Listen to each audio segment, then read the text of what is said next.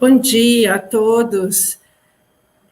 Iniciamos mais um webinário de Fazenda Rio Grande, né? Gostaríamos de apresentar o professor Fernando Barnabé. O professor Fernando é licenciado em matemática pela USP, mestre em educação também pela Universidade de São Paulo. Atuou como professor em todos os níveis da educação básica, além da atuação no ensino superior e pós-graduação em diferentes locais do Brasil. Também teve uma passagem pela faculdade da Universidade Federal da Bahia. Professor Fernando, agradecemos muito a sua presença, né? Agradecemos por ter aceito aí o nosso convite. Professor Fernando Barnabé já é um parceiro nosso aqui de Fazenda Rio Grande, da Secretaria de Educação. Conduziu um trabalho aí conosco em 2018, 2019 e 2020, consolidou conosco, assessorando na elaboração e a consolidação da proposta curricular na disciplina de matemática. E juntamente com os professores sistematizadores que trabalharam junto conosco aí, foi um trabalho árduo de praticamente 3 anos. Muito obrigada, passo a palavra ao professor Barnabé, fique à vontade. Olá, pessoal, bom dia, é um privilégio, é um prazer estar aqui, bom dia, Marinalda, bom dia, Jéssica, muito obrigado pelas palavras, realmente é uma parceria que eu estimo muito, eu tenho muita alegria em dizer que a gente desenvolve essa parceria, o município de Fazenda Rio Grande é um município muito querido por mim, eu acho que hoje está todo mundo com frio aí, eu também estou bem agasalhado, mas a gente vai tentar esquentar um pouquinho para falar de algumas questões bem peculiares e bem importantes, né, que eu acho que vale muito a pena a gente trazer para essa nossa conversa de hoje. Então, vou pedir a licença de vocês para eu poder compartilhar a minha tela, e aí acho que vai ficar um pouco mais fácil para eu poder falar para vocês aqui. Acho que vai ficar um pouco mais tranquilo. Vamos lá. Acho que está compartilhando ali. Vocês me digam se vocês estão vendo a minha tela ou não. Ah lá, estou eu ali. Um pouquinho mais magro do que eu estou hoje, ainda bem. Vamos chegar lá. Bom, gente, primeiro bom dia a todo mundo que está acompanhando. A gente vai falar de um assunto que eu particularmente gosto muito, que é a alfabetização matemática. Mas para falar desse assunto, eu queria voltar um pouquinho em algumas discussões que são um pouco mais importantes, pensando no ensino de matemática como um todo, tá? Então, para falar de todas essas questões, para falar de todos esses assuntos, vou pedir essa gentileza de vocês terem a atenção em relação aos aspectos da educação matemática, que é algo um pouco mais amplo, é algo um pouco maior do que pura e simplesmente a gente pensar só na alfabetização matemática. A gente sabe que o período é um período complexo, a questão de você trabalhar com ensino remoto, pensar essas ações, mas a gente sabe também que o professor é o cara especialista em fazer as coisas acontecerem, né? No fim das contas, nós, professores, tivemos a oportunidade de fazer muitas transformações, e essa é a palavra que eu quero que vocês carreguem com vocês hoje, é a transformação. A gente vai falar um pouquinho disso. A Marinalda já me apresentou, acredito que todo mundo já me conheça. Para quem não me conhece, já deixo aí mais um pouquinho da apresentação. Além das questões que a Marinalda apontou, eu também sou um dos especialistas em matemática do time de autores, dos planos de aula da Nova Escola, e também integro o time de formadores da Nova Escola. Muito em breve vocês vão ter notícias de um projeto novo bem bacana que está acontecendo por lá, que eu acredito que muita gente vai colher frutos bem interessantes para aplicar nas suas aulas, para pensar as suas propostas. Então, fiquem atentos que a gente vem com novidades aí. Eu depois vou incluir mais uma informação aí para vocês, tá bom?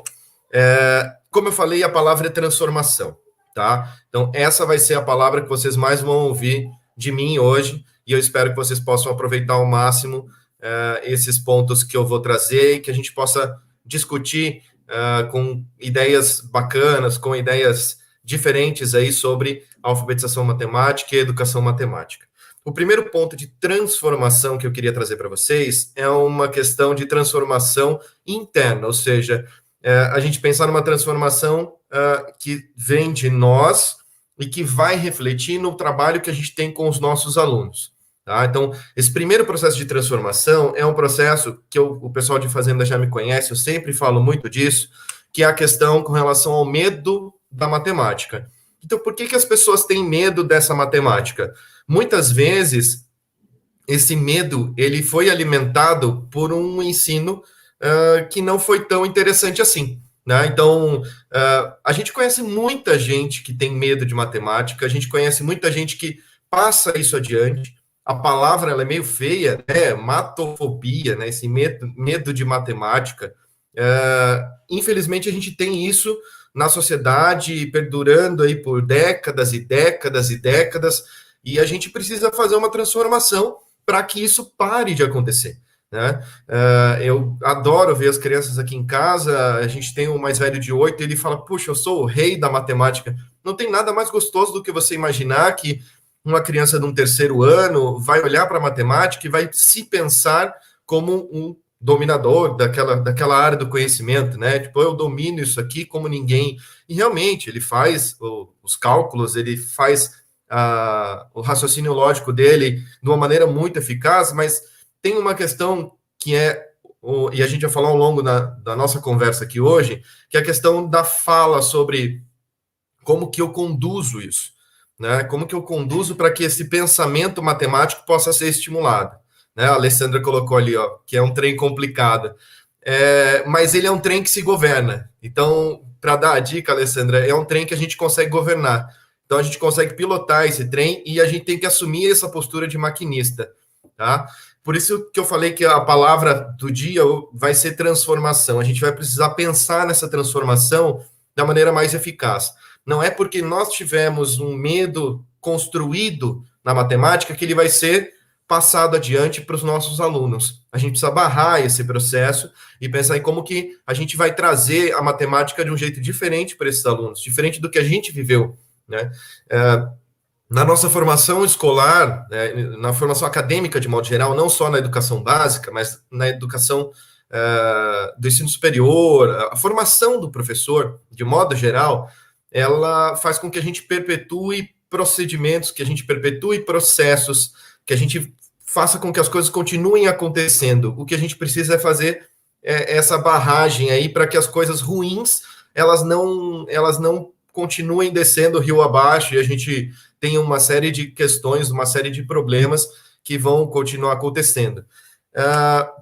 E aí eu vou começar com a minha primeira pergunta para vocês. Podem ficar à vontade para usar o chat, vai ser o caminho que a gente vai ter aí, mas quando nós éramos alunos, o que a gente tinha de acesso? Ou seja, quais eram as informações que a gente tinha quando a gente era aluno? Podem ficar à vontade para usar o chat. Aliás, vou fazer uma alteração nessa pergunta. De onde vinham essas informações? Mais do que quais eram, pensem quais eram e pensem de onde vinham essas informações quando nós éramos alunos. Tá? Essa é uma questão bem importante. Hoje eu estou residindo aqui na cidade de Valinhos, interior de São Paulo. Tá? É uma região de Campinas. Aqui, o interior de São Paulo tem uma série de cidades. Eu nasci no ABC Paulista, né? Então eu conheço um pouquinho mais da região, mas na cidade onde eu morava, apesar de ser muito próxima da capital, a grande fonte, né, o grande acesso era uma biblioteca, né, chamada Paul Harris, era a biblioteca municipal que eu tinha o maior acesso. Depois eu tive o privilégio de ser convidado para integrar a Academia Municipal de Letras da cidade. Nessa biblioteca foi uma alegria enorme com o livro que eu escrevi. E eu tenho um carinho pela biblioteca muito grande. Né? E eu acho que muitos de vocês devem ter acesso à biblioteca, ou devem ter tido acesso à biblioteca quando eram alunos, né, para buscar essas informações. Agora, fora a biblioteca, onde mais a gente encontrava essas coisas? Era na escola, né? A escola era o lugar onde as informações chegavam a nós, alunos. Os alunos, eles acabavam recebendo essas informações pela escola, né? E aí a gente vai, mais uma vez, para o passo da transformação. Então, de novo, a gente tem a questão de transformar. Por quê? porque agora a coisa é diferente, né? Agora, a escola que foi por muito tempo a grande fonte de informação para os alunos, hoje ela não é só a grande informação, né? Hoje a gente tem, a nossa informação está aqui, na nossa mão, né? A gente tem isso na mão, ou seja, é muito fácil de você conseguir essas informações. E aí que a coisa muda, e muda para valer, tá? Pedi até licença ali para usar umas aspas, mas o para valer é porque realmente o nosso papel mudou. O nosso papel mudou muito, tá? Nós, educadores, conhecemos bem essa realidade de transformação que a escola passou, né? Eu não vou falar sofreu, porque sofreu é uma ideia muito triste, né? A Clarice está trazendo ali que a matemática assusta, infelizmente não tive prazer em aprender, tudo foi passado sob pressão e era o bicho-papão. Ainda bem que isso aos poucos vai mudando. E realmente, Clarice, é muito da nossa postura fazer essa mudança acontecer. Esse bicho-papão, esse susto todo aí, é muito da postura que a gente traz para os nossos alunos. Quando eu falei da matofobia, é que nem aracnofobia. Tem gente que tem pavor mesmo, assim como tem medo de aranha, tem medo de matemática, de tremer, de passar mal, de ter realmente calafrios aí, né? Então é um processo bem complicado. Quando a gente fala dessa transformação, eu estou falando muito sobre o acesso à informação. E hoje a gente tem acesso à informação de uma maneira muito tranquila, né? A gente tem uma transformação intensa que aconteceu na educação. E aí eu vou mostrar para vocês que ao longo dessa história, essa conversa fez com que a gente mudasse o nosso olhar, a prioridade dentro da educação matemática mudou, tá? Por quê? Porque a gente vinha de um modelo que funcionava com base nos parâmetros curriculares nacionais, os PCN, tá certo? E aí a gente tem uma transformação de 2017 para 2018 com a BNCC, ou seja, a Base Nacional Comum Curricular. Na matemática, especificamente, nós saímos de 4 eixos, né, e passamos para 5 unidades temáticas. Então, lá, 5 unidades temáticas. Parece uma transformação simples, mas é muito mais profundo do que a gente imagina. Eu não vou me adentrar nesses detalhes, eu já falei muito disso com o pessoal de Fazenda Rio Grande, mas só para a gente entender as transformações um pouco mais profundas que vão acontecer aí, que aconteceram nessa história, a matemática já vinha desse processo de transformação, perceberam, né? A gente já transformou essa coisa de buscar informação num lugar diferente, né? Não era mais a escola que fornecia informação, ela estava em todo lugar. Ótimo. Além disso, a gente tem uma transformação no processo educacional. Então, a gente saiu dos PCN e passou para a Base Nacional Comum Curricular com uma transformação de perspectiva muito grande. E essa foi uma discussão que a gente fez em relação ao currículo, quando a gente pensou a proposta curricular aí do município de Fazenda Rio Grande, foi muito importante pensar tudo isso, né? Mas por quê? A gente tem alguns aspectos bem diferentes. Por exemplo, a presença da álgebra nos anos iniciais é uma presença peculiar, né? A álgebra, ela tem detalhes, ela tem minúcias que, se não forem construídas desde os anos iniciais, quando a gente chega lá no final do ensino médio, a gente vai ter dificuldades bem grandes, e os índices, as pesquisas que são feitas na área de educação matemática mostram isso para a gente. Elas mostram que realmente a gente tem uma lacuna, a gente tem um buraco na educação matemática severo, é algo bem sério. Então, o Brasil foi um dos países que mais tardou em colocar álgebra nos anos iniciais, e que bom que a gente fez isso em algum momento para poder transformar essa educação. Outro ponto importante nessa transformação é a probabilidade estatística. Por quê? Porque, na verdade, a gente falava de tratamento da informação, que era só olhar o gráfico, entender o que estava acontecendo e construir o gráfico. Probabilidade estatística tem uma transformação absurda em relação a isso, porque eu estou fazendo uma análise mais profunda do que são esses dados estatísticos. Eu estou pensando pelo viés da pesquisa, para o aluno pesquisar, para ele poder entender de onde vem aquela informação, de onde vem aquele dado. E, além disso, a gente tem as questões da geometria. A geometria foi um dos pontos de transformação bem fortes dentro da educação matemática aí, na Base Nacional Comum Curricular, ok? Para que tudo isso pudesse acontecer dentro do documento, a gente tem como se fosse uma massa, uma amálgama que moldou tudo isso, que ajudou a juntar tudo isso numa coisa só, que é a resolução de problemas. Então, a resolução de problemas, ela passa a ser, vamos dizer, que o fio condutor, ele é o norte que a gente vai sempre almejar dentro do trabalho com educação matemática. Eu vou falar um pouquinho mais disso mais adiante. Mas o ponto que eu queria chegar para vocês é que esse documento realmente vem transformar esse processo. A gente está cansado de falar da base, da base, da base. O acesso pelo site da base está muito fácil de mexer, você não precisa fazer download. Ninguém vai ler os 500 e tantas páginas, ficar lendo, é muito comprido o documento. Então, a gente vai ter acesso a ele a todo momento, pode consultar, fica bem à vontade, tá? E aí, de novo, a gente está falando de um processo de transformação. Por quê? Porque eu estou saindo dos PCN, indo para a BNCC, né? Eu saí dos parâmetros, fui para a base. E aí, o professor que já vinha tentando se acostumar a que ele não era mais o papel central ali, de trazer as informações, e de repente a gente tem uma transformação no processo educacional, as coisas mudam de figura mais uma vez. Então a base ela faz com que a gente pense de um outro jeito, que a gente pense as habilidades que esses alunos precisam desenvolver. Então a perspectiva agora é em relação às habilidades. Porém, no meio dessa história toda, né, porque estava super tranquilo para o professor, né? A gente não tinha dificuldade nenhuma, né? Só que não. Então, a gente sabe que já vinha com uma série de mudanças, uma série de transformações para esse professor. E aí, de repente, a gente cai aonde?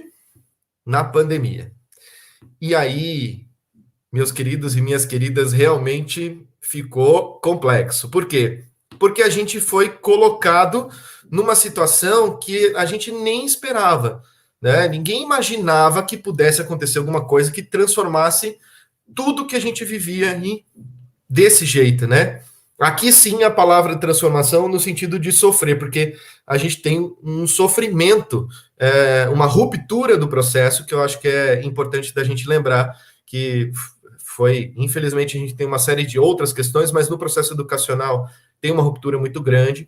Essa pandemia, ela gerou uma série de questões, e mais uma vez a gente se viu com a necessidade de transformar, tá certo? A gente precisou transformar esse processo, ok? Pensando nisso, tem obra para tudo que é lado aqui, home offices, né? Vamos lá. Pensando nessa transformação, a gente já começa a entender que tem algumas questões que a pandemia levantou.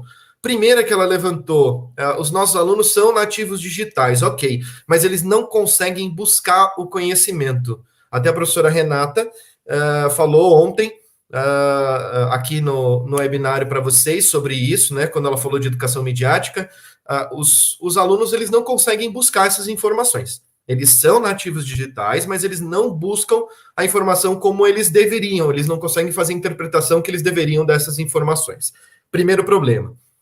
Com a pandemia, com todas as questões que aconteceram, foram surgindo outros problemas. E aí depois eu convido vocês a buscarem essas notícias. Quem quiser pode entrar em contato comigo, eu vou passar as informações depois.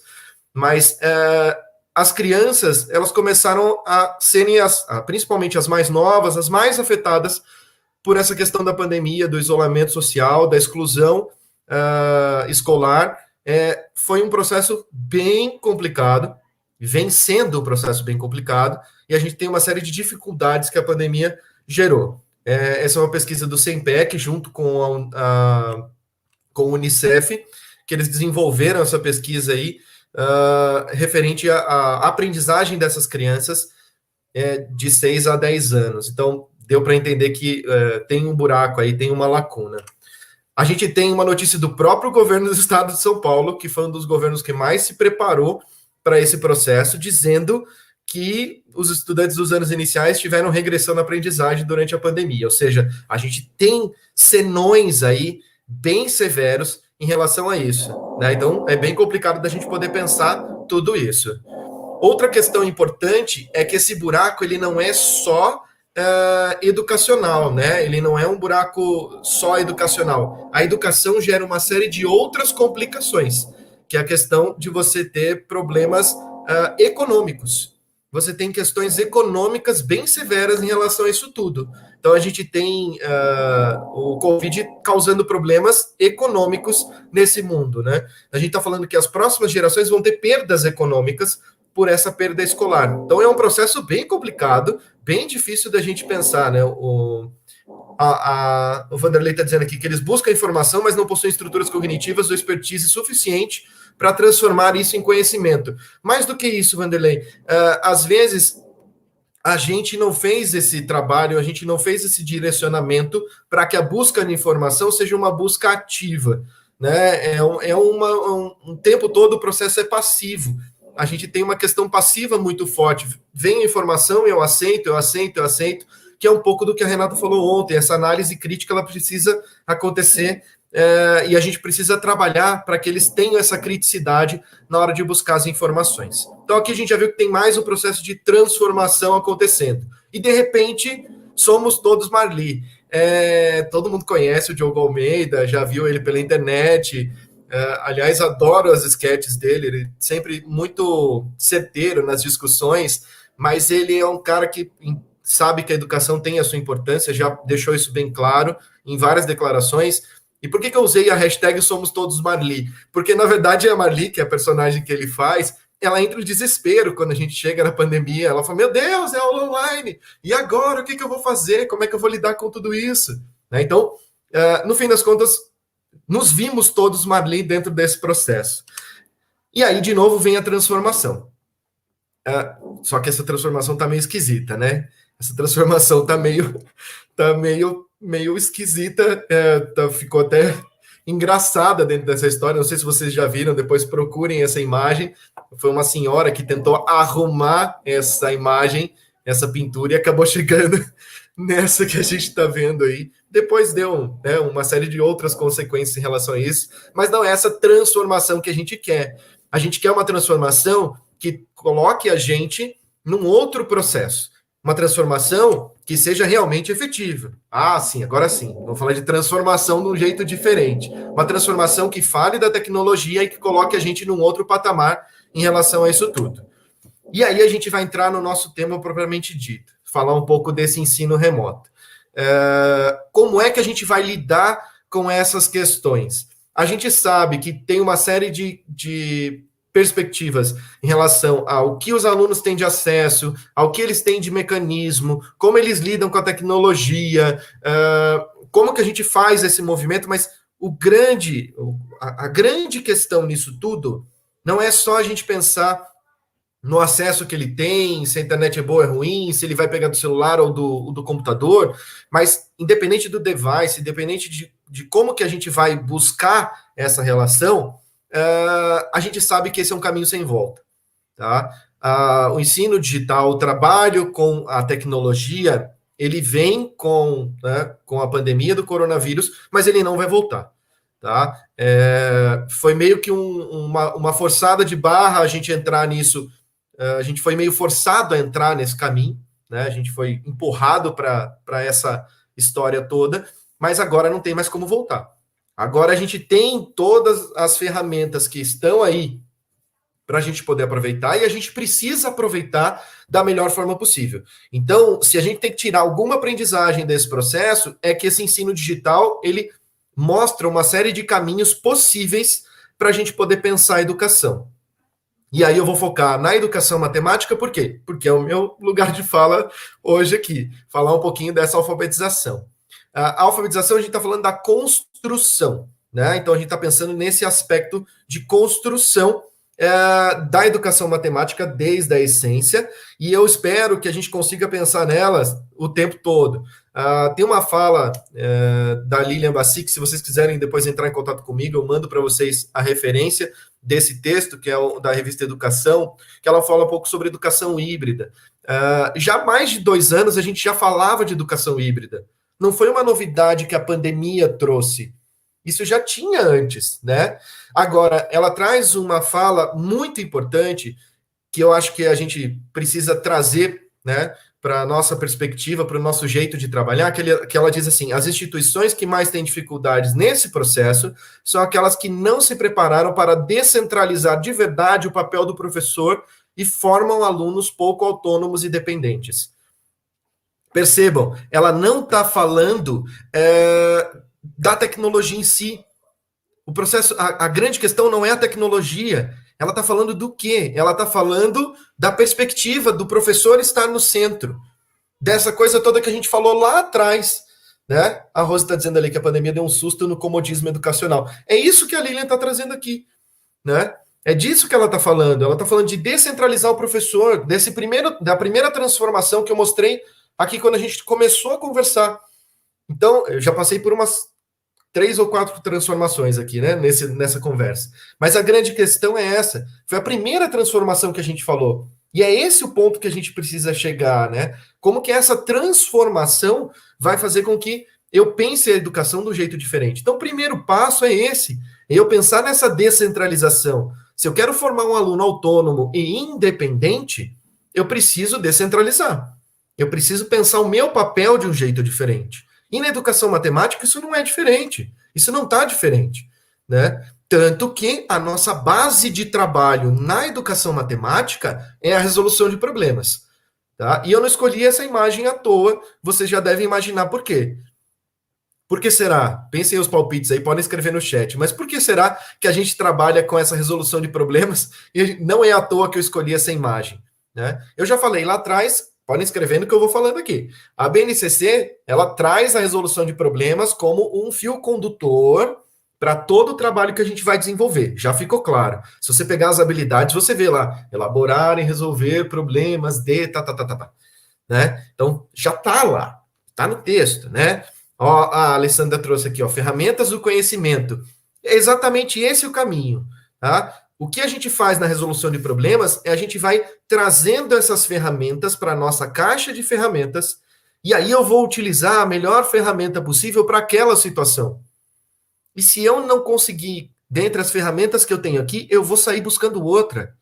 Né? A grande questão da resolução de problemas é essa. Eu usar as minhas ferramentas, se eu não tenho aqui na caixa, eu vou sair buscando outra ferramenta. A Simone trouxe aqui utilizar diferentes ferramentas para solucionar, diversas ferramentas para solucionar problemas. Eu não preciso usar uma só. Né? Então, quer dizer, percebam que uma imagem ela traz uma série de questões sobre a resolução de problemas que a gente precisa trazer. Agora, o meu aluno não vai saber usar essa ferramenta se eu pegar a ferramenta e colocar na caixa de ferramenta dele. É ele que tem que escolher a ferramenta. É ele que tem que trazer essa ferramenta. É ele que precisa pensar essa ferramenta. O Álvaro trouxe ali, ó, uma fala da Natália, não pode acontecer do nada, precisa criar caminhos para isso acontecer. Exatamente. Né? Por isso que eu estou falando, eu não posso colocar a ferramenta do nada e jogar ela lá. Joga dentro da caixa de ferramenta e se vira. Se vira, meu filho. Ó, a ferramenta está aí. Pode fazer o que você quiser com ela. Não é isso, não é assim que funciona. A questão é ele escolher a ferramenta. Puxa, aqui ele escolheu o alicate, mas para essa função o alicate não é tão interessante. Então vamos tentar a chave de fenda? Vamos tentar a chave de boca, chave Phillips.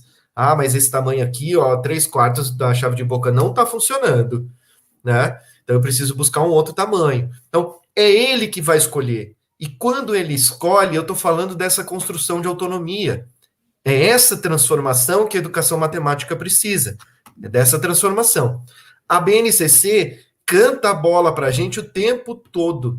Ela vai falar para a gente o tempo todo, olha lá, competência 2, exercitar a curiosidade intelectual e recorrer à abordagem própria das ciências, incluindo a investigação, reflexão, análise crítica, a imaginação e a criatividade, para investigar causas, elaborar e testar hipóteses, formular e resolver problemas e criar soluções, inclusive tecnológicas, com base nos conhecimentos das diferentes áreas.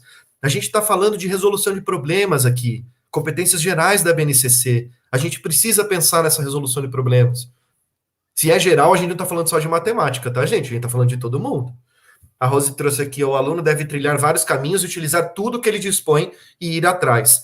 Aí é a grande questão, Rose, como é que a gente faz para que ele vá atrás? Porque, de novo, apesar de todos os documentos cantarem todas essas bolas, as competências específicas de matemática estão trazendo isso, competência 2, competência 6, competência 5, todas elas estão trazendo essas pistas. E aí, o que a gente faz com elas? Né? Enfrentar situações de problema em múltiplos contextos, incluindo situações imaginadas, não diretamente relacionadas ao aspecto prático. Utilizar processos e ferramentas matemáticas. A gente está falando o tempo todo de busca por solução de um problema, né? A palavra problema, ela foi estigmatizada por muito tempo, né? Ela é uma palavra que tem um peso e não deveria ter, né? O problema é a busca. Puxa, então vamos buscar isso aí, cara. Vamos resolver esse negócio, né? Ah, mas é um problemão. Que ótimo que ele é um problemão. Vamos lá, vamos para cima. Vamos botar ele para cima e vamos resolver isso daí. Na resolução de problemas, a gente tem algo que eu já falei com os professores de fazenda e aproveito para a gente falar de todas essas questões, que eu acho que é essencial nesse desenvolvimento, e depois eu vou justificar, mais para frente na minha fala, eu vou justificar neurocientificamente isso, tá? Que é o painel de soluções. O painel de soluções é uma das ferramentas mais importantes que a gente tem na resolução de problemas. Tá? Eu acho que o grande papel da resolução de problemas nesse processo é fazer com que o aluno consiga conhecer outras estratégias, né? Então, a gente tem aqui a possibilidade de mostrar para esse aluno que aquele problema, aquela situação pode ser resolvida de um outro jeito, tá? Então, o problema pode ter uma outra solução. Abrir esse leque de diferentes soluções, abrir um espaço para essa discussão é essencial. Ah, mas na alfabetização matemática, o meu aluno ele tem que saber as propriedades do sistema de numeração decimal, né? Você fala, tudo bem, ele tem que saber as propriedades do sistema de numeração decimal. Mas como você vai fazer isso? A grande questão é o como, não é o que. O que a gente vai falar aqui também, mas a gente está pensando agora no como. Tá? Por isso que essa transformação, estou falando de novo da palavra do dia, transformar. Essa transformação ela é essencial. Trazer essa discussão, tem uma série de benefícios no painel de soluções. Né? A gente consegue desenvolver estratégias, né, para essa solução do problema, para a resolução do meu problema. A gente começa a valorizar essas formas de pensar um problema. Então, o aluno, quando ele se sente valorizado, ele começa a entender que aquela ferramenta, puxa, essa ferramenta aqui que eu criei, eu não comprei na loja, eu criei essa ferramenta. Eu posso pôr aqui na minha caixa de ferramentas. Fui eu que criei ela. Né? Olha que lindo isso. Olha o desenvolvimento da autonomia. Né? A gente amplia o repertório e fala, puxa, a ferramenta do Luiz, olha só que legal aquela ferramenta. Vou pensar, será que eu posso usar aquela ferramenta do Luiz? Será que ela vai funcionar bem aqui na minha caixa de ferramentas? Né? Ah, não, a ferramenta da Jéssica é a melhor ferramenta que eu poderia ter. Então, vou trazer a ferramenta dela para poder resolver o meu problema. Então, eu começo a ampliar esse repertório do aluno. Né? E aí a gente desenvolve a autoconfiança nessa aprendizagem matemática. Então, a gente começa a entender que o painel de soluções é um grande passo para isso. Mas, Barnabé, como é que eu faço isso dentro do processo remoto? Porque, no fim das contas, a gente faz isso em sala de aula. A gente põe lá o problema, aí vem com a resolução da Jéssica, a resolução do Luiz, a do Fernando, a gente vai fazer um painel aqui e vai discutir tudo isso. Você faz isso virtualmente, você consegue fazer isso virtualmente. Você tem vários recursos para isso. Tá? Recursos gratuitos, como o Google Apresentações, por exemplo. É um dos recursos que a gente pode utilizar. Não tem problema nenhum. A gente consegue fazer esse tipo de recurso. Bota lá diferentes slides com resoluções diferentes e apresento e começa a discutir sobre eles. E começa a pensar sobre eles. Eles não precisam nem fazer isso sincronamente. Eles podem fazer isso de maneira síncrona. Né? Eles podem colocar depois e falar assim, a resolução 1, a 2 e a 3 realmente tem coisas em comum, mas a 4 ela tem alguma coisa errada. Eles vão começar a perceber isso. Eles vão começar a analisar isso de um jeito diferente. Posso fazer isso usando o Google Apresentações. Posso fazer essa coleta das informações usando o Google Formulários. Tá? Também é uma possibilidade bem interessante você trabalhar com a coleta dessas informações. Cria um formulário, são questões simples, né? E a gente tem recursos aí para conhecer o Google Apresentações e o Google Formulários. A informação que a gente falou lá no começo ela está aí o tempo todo para a gente poder aproveitar. E aí vem um ponto importante. Eu consigo abrir esse painel também de um jeito diferente. O Padlet é outro recurso interessante para a gente abrir esse painel, para que o aluno tenha acesso à resolução dos colegas. Você fez a sua resolução, vai lá e coloca. Aí o outro fez a resolução, vai lá e coloca. Né? A gente começa a trazer uma série de outras propostas aí para esse aluno que vem da própria turma. Né? Eu acho bem importante que a gente consiga, é bem importante que a gente consiga fazer essa construção com o que os alunos produzem. Né? Ah, mas Barnabé, eu não tenho acesso ao Padlet, então a gente vai trabalhar com o recurso que a gente tem. Né? A grande questão é que a gente busque essas outras estratégias. Ontem a gente conversando aqui, né? Falei da Renata aqui, porque a gente mora junto, né? A gente pensar nessa construção aqui, a gente conversando sobre educação, a gente falou muito sobre isso. A tecnologia que está na sua mão. Se o que eu tenho é trabalhar com as atividades impressas e eu vou organizar essas atividades para poder desenvolver com os meus alunos, eu posso organizá-las de um jeito diferente. O painel de soluções que eu monto em slide, se eu quiser trazer 3 resoluções diferentes e levar para esse aluno, né, seja na folha impressa, você consegue. Né? Então, a estratégia, ela está na sua mão, é só a gente fazer uso dela. Né? Então, o Padlet é um recurso tecnológico, mas a gente pode pensar assim nessa organização. A grande questão é o papel, é a condução nesse processo. Tudo bem? E aí a gente chega num ponto que eu acho que é um dos mais importantes dentro dessa organização, que é o que priorizar dentro desse processo.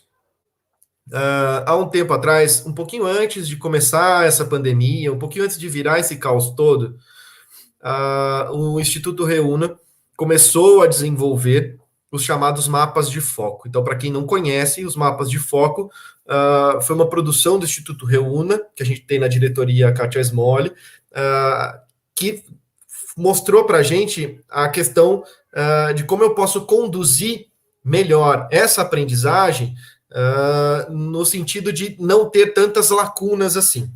Tá? Então, o que a gente tem dentro dos mapas de foco? E essa questão das habilidades que a gente fala que são as essenciais.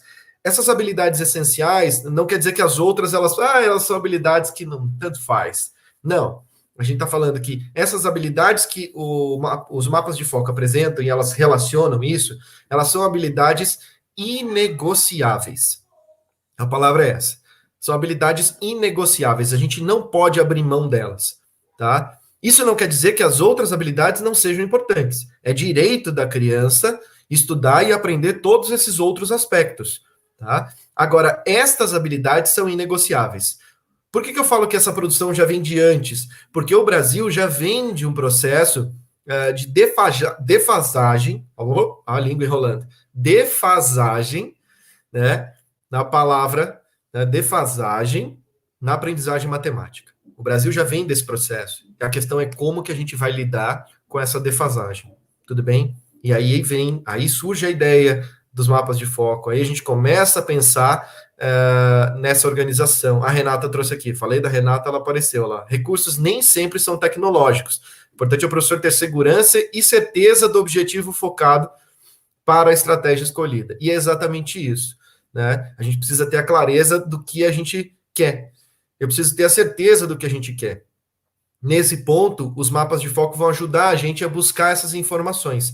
Então, no site do Instituto Reúna, a gente encontra esses mapas de foco, a gente consegue fazer uma análise bem interessante em relação a eles. A gente faz o download do arquivo, a gente tem lá matemática, língua portuguesa, ciências, fiquem à vontade e busquem essa informação, e vale a pena. Ou então, entre em contato comigo depois, a gente conversa mais sobre eles, tá bom? Então, a gente já falou de novo do processo de transformação, agora para buscar priorizar essas habilidades inegociáveis, essas habilidades que a gente não vai abrir mão de jeito nenhum, eu não vou abrir mão, tá certo? Eu não posso abrir mão delas, e a gente vai pensar em como fazer isso, tá bom?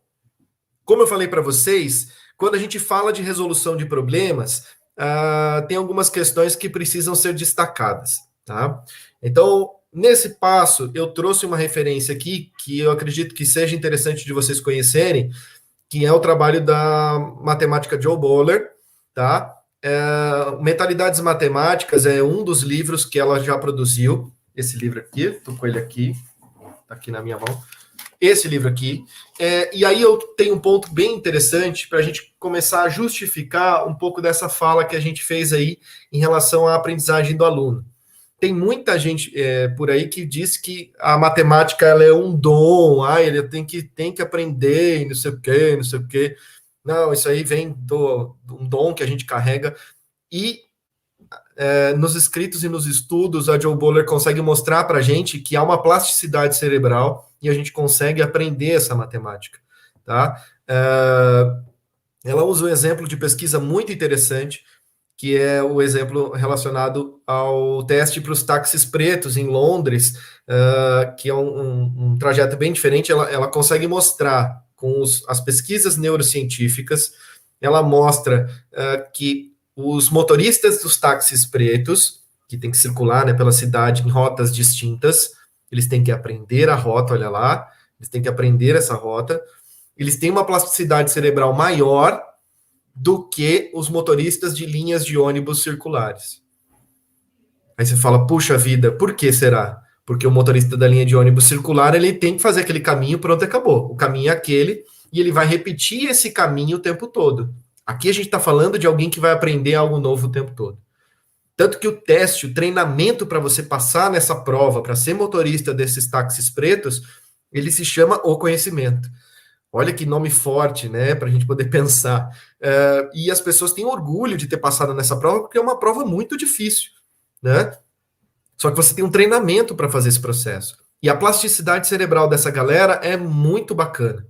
Aí a gente entra num ponto que a Jo Boaler reforça aqui na aprendizagem matemática, que é a seguinte, tá aí a Jo Boaler, em um dos momentos que ela veio ao Brasil, pro trabalho com essa produção dela, e a gente está falando de uma produção, mas lá vem os gringos falarem da educação brasileira.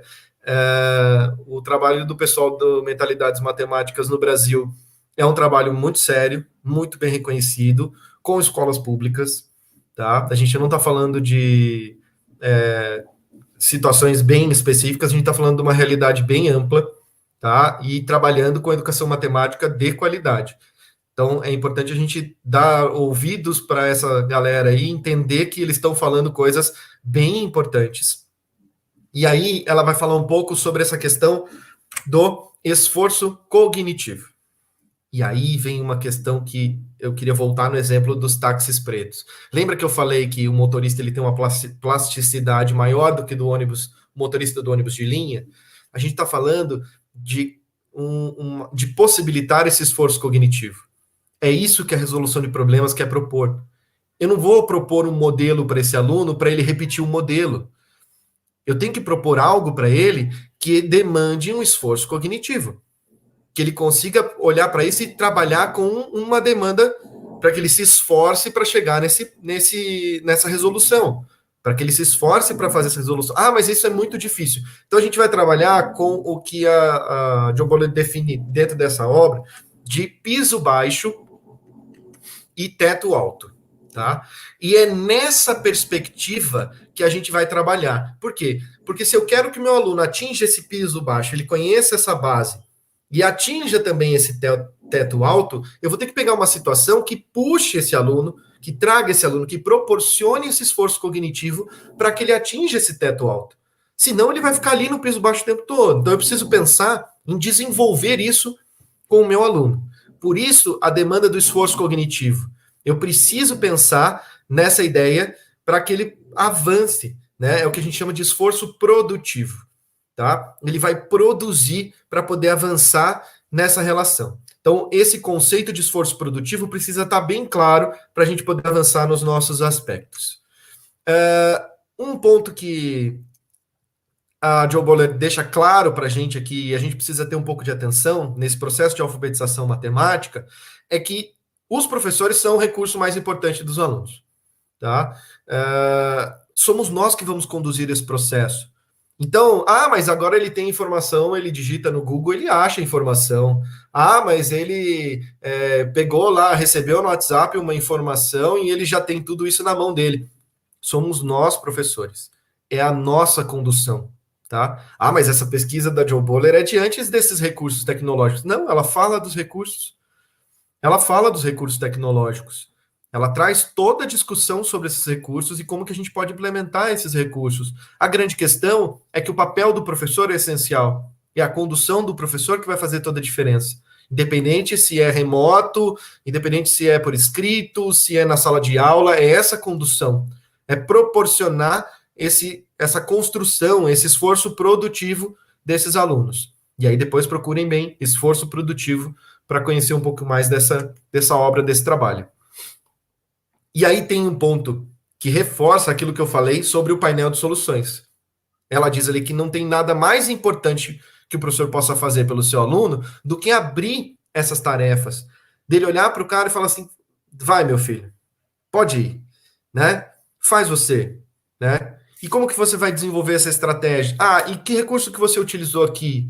Que outra ferramenta a gente poderia tirar da minha caixa de ferramentas para poder desenvolver a resolução desse problema? Então, ela reforça isso e justifica isso com questões cognitivas bem importantes, tá? Com justificativas em pesquisas da neurociência, para falar, olha, a gente aprende matemática sim, a gente não aprende reproduzindo modelo.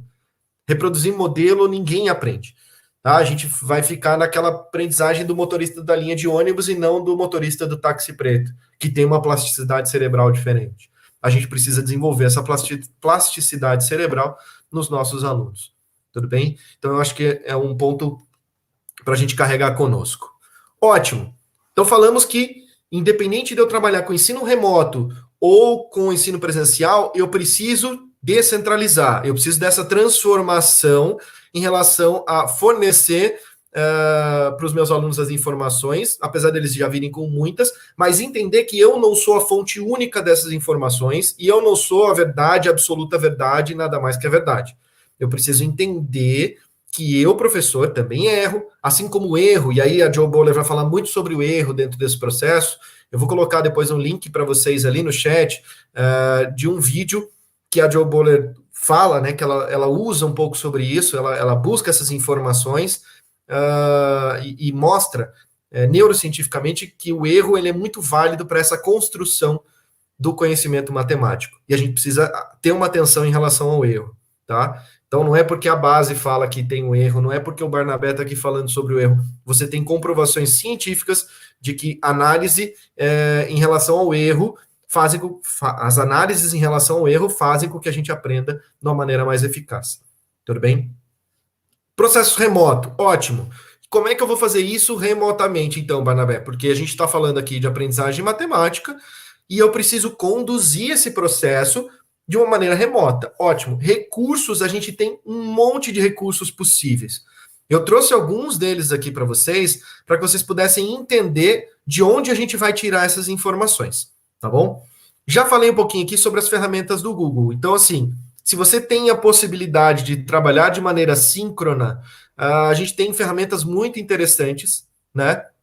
De maneira síncrona é trabalhar ao mesmo tempo que o aluno acompanha. Então, o Google Jamboard, que é um quadro virtual, a gente tem a possibilidade de trabalhar com esse quadro e desenhando nesse quadro. Inclusive, ele está implementado na ferramenta do Google Meet. Você fazendo a transmissão, você consegue puxar um quadro do Jamboard para que as pessoas da reunião possam acompanhar, para que elas acompanhem a sua resolução e você coloque diferentes soluções. Dá para abrir para a pessoa colocar, para o aluno colocar a solução dele, enfim. A gente tem essa possibilidade. Trabalhe com tabelas e gráficos. Eu consigo usar o Google Planilhas, também tenho a possibilidade de usar essa ferramenta para poder discutir com os meus alunos. Ou qualquer outra planilha eletrônica, tá? Estou falando do Google aqui, mas você pode usar a planilha eletrônica que você quiser. É só porque o recurso é gratuito, por isso que eu estou trazendo ele aqui. Mesma coisa com relação à apresentação de slides, tá? Você também pode fazer isso e trazer... alguém falou de slides criativos, de você trabalhar com interações... parece besteira ou parece só apresentação de slides, mas você consegue fazer gamificação com o Google Apresentações. Ou seja, você consegue usar recursos de gamificação, que é uma outra fala para um outro assunto, é outra coisa que a gente traria aqui para discutir. Você consegue trazer essa questão da gamificação para dentro do Google Apresentações. dá para fazer e é muito legal, e os alunos adoram quando a gente faz esse tipo de coisa, tá? Dentro do Google Apresentações, a gente ainda tem a possibilidade de usar os recursos já conhecidos.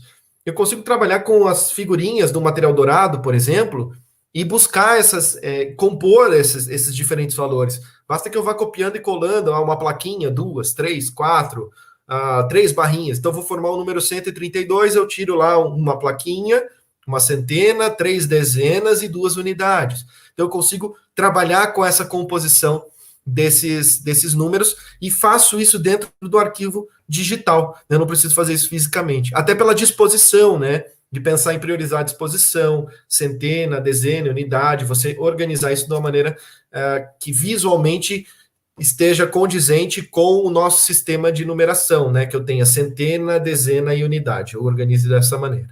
Tudo bem?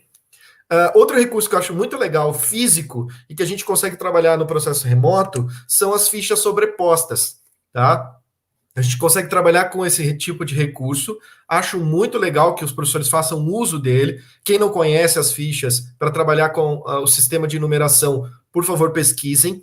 E eu tenho dentro do meu site, depois no final da apresentação vou mostrar aqui para vocês, dentro do meu site tem um campo lá, recursos, e aí eu deixei disponível para vocês as fichas sobrepostas, um arquivo do Google Apresentações que você pode copiar para você, que tem as fichas já para você fazer essa movimentação e compor esses diferentes números. Tem, inclusive, referências para você entender um pouco mais, estudar um pouco mais sobre as fichas. Acho que eu não consegui ver a mensagem. Alguém pode pôr? Obrigado.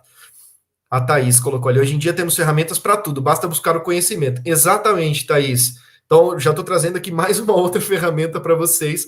Depois vocês podem procurar lá que vocês vão encontrar as fichas sobrepostas. Lembrando que o nosso sistema de numeração ele é posicional, então isso acaba ajudando muito na compreensão de que aquele 3 que está ali do número 10.327, ele é 300, ele não é 3. Né? Entender que aquele 1, ele não é 1, ele é 10.000, a posição dele acaba representando outra coisa. Tudo bem?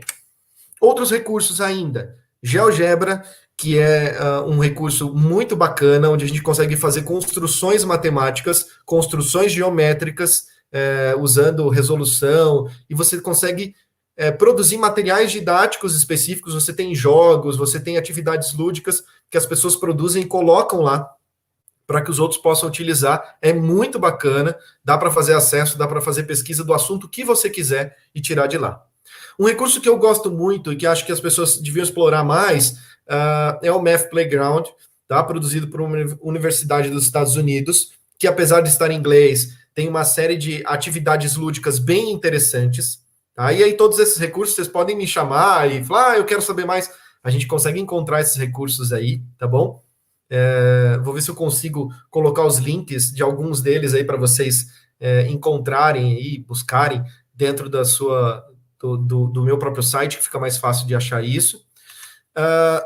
Acho que muitos professores já devem conhecer, mas a gente tem o Khan Academy, que é um processo muito bacana para a gente implementar, inclusive para o nosso conhecimento. Além deles terem as atividades divididas de acordo com a BNCC, a gente consegue ter o professor se formando de um jeito diferente. Então, ele tem cursos para o professor, para que o professor possa trabalhar com o Khan Academy de um jeito diferente. Professor de primeiro, segundo, terceiro, quarto, quinto, você tem até assuntos de ensino superior envolvidos ali, tá? Então, recursos de matemática bem interessantes. Eu sei que a minha fala está em cima, né, Marinalda? Eu estou terminando. O meu tempo está bem apertado. Eu vou avançar aqui rapidinho. Só para fechar minha fala. Acho que o microfone da Marinalda está fechado. Fala, Marinalda.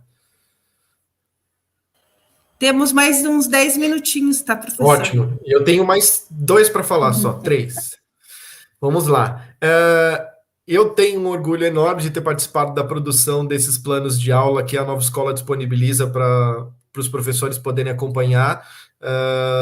São mais de 6.000 planos, tem muita informação bacana. E do ano passado para nesse processo de pandemia, foram feitas adaptações nos planos de aula, buscando o processo de ensino remoto. Então, você tem menções dentro do plano de aula sobre esse processo, né? São adaptações para o uso remoto desses planos. São dicas de uso para que esses planos possam ser adaptados. É óbvio que Cada professor tem a sua realidade, cada escola tem a sua realidade, mas essas dicas, quanto mais dicas, vão ajudar a gente a construir a nossa caixinha de ferramentas que a gente comentou lá na parte de resolução de problemas. Opa, pera lá, eu posso fazer essa atividade desse jeito, daquele jeito, eu consigo trazer essas informações de uma maneira diferente. Tudo bem? Bom, falei que eram só 3 minutinhos, então tá aqui. O que a gente falou era bem isso. A ideia, a essência desse processo é a transformação, tá? Nós estamos falando de um ensino por habilidades. Eu preciso transformar eu preciso me transformar para pensar no desenvolvimento dessas habilidades nos nossos alunos. Eu preciso pensar em como eu faço isso. Todo dia eu peço desculpas pelos meus primeiros alunos, por quê? Porque eu não fazia isso, né? É um processo de aprendizagem. Nós também estamos aprendendo dentro desse processo todo. E não é para a gente se julgar e falar, meu Deus, eu fiz um monte de besteira até hoje. Não é isso. É uma questão da gente pensar mesmo como que a gente vai desenvolver esse processo de aprendizagem dos nossos alunos a partir de agora, né? Eu aprendi até agora, que eu possa aplicar, então, que eu possa desenvolver e aplicar em relação a isso. Esse é o ponto mais importante. Tudo bem? Então, como eu falei para vocês, eu acho que, a Karina trazendo aqui, acredito que todos que estão assistindo essas palestras estão sendo motivados a sair da sua zona de conforto para buscar se adaptar a esse modo de ensino. E realmente, Karina, é um modo de ensino muito peculiar. Como eu falei para vocês, ao longo de toda a minha fala aqui hoje, a palavra é transformação. E a gente está falando da transformação da aprendizagem, então a gente precisa transformar a aprendizagem, mas como é que a gente vai fazer isso? A gente vai fazer isso transformando a nossa prática. Se eu conseguir transformar a minha prática, eu pode ter certeza que essa aprendizagem dos alunos, ela vai ser transformada, tá certo?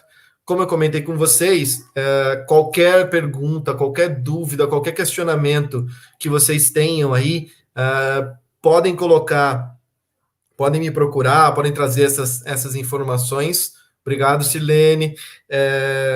Muito obrigado também à equipe pela oportunidade da gente falar um pouquinho aqui. O meu site está aí para vocês, fernandobarnabé.com.br. Lá vocês têm acesso às minhas redes sociais, YouTube, Instagram, Facebook. Fiquem à vontade para fazer essa pesquisa, tá? Só procurar lá professor Fernando Barnabé, vocês vão acabar encontrando essas informações. Pelo site a gente tem tudo isso. No site eu deixei o link no campo recursos para vocês fazerem o acesso às fichas sobrepostas, que eu acho que é um recurso que vai ajudar bem a gente a entender esse sistema de numeração decimal, como que a gente constrói esse sistema, e fico à vontade aí, fico à disposição, né, à vontade de vocês para fazer perguntas, me mandar perguntas, podem ficar bem à vontade, que eu estou aqui para atender a isso. 3 minutinhos, Marinaldo, eu falei que eram 3 minutinhos. Que legal, professor. Isso foi muito bacana, né? Você trazer essa questão da alfabetização matemática nesse tempos remotos, um tempo difícil para nós, né? Porque realmente, como as professoras, bastante comentários, professor no chat ali, né? Estamos finalizando essa live com 494 pessoas participando, né? Bastante interação ali, infelizmente a gente não conseguiu colocar todas, porque é muito dinâmico essa questão do chat do YouTube, mas a gente agradece muito a participação. Jéssica, muito obrigada pela sua participação ali nessa comunicação em Libras, que é muito importante, né? Nós temos aí participantes surdos, né? Então isso é muito, a gente agradece você. Professor Fernando, muito obrigada, foi de muito valia, uma contribuição excelente para nós, né? Eu acho que essa transformação em nossas práticas e metodologias vai ser muito importante aí, né? Porque a gente vai ter um prejuízo e a gente vai ter que correr atrás disso, né? Então, agradeço muito por ter aceito o convite. Essa semana nós estamos com... A sua já é a 9ª live, professor, e a gente está muito feliz porque tem contribuído muito com o nosso conhecimento, tá bom?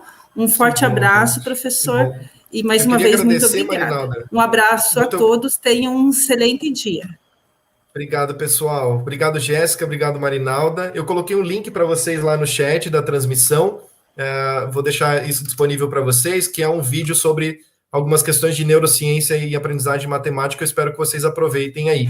Obrigado pela oportunidade mais uma vez, um forte abraço e até breve, gente.